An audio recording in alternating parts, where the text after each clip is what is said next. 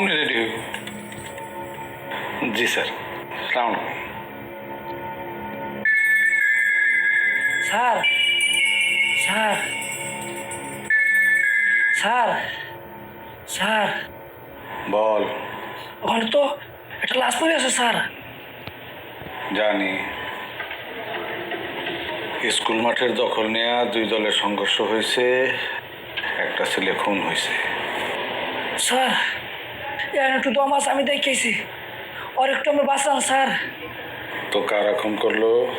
নিয়ামতের গ্রুপের ফলাফটে গুলি করছে। তো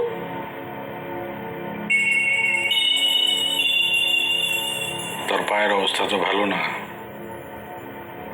মনে হয় সেলাই লাগবো। ইমার্জেন্সিতে যা। আর এটা নে।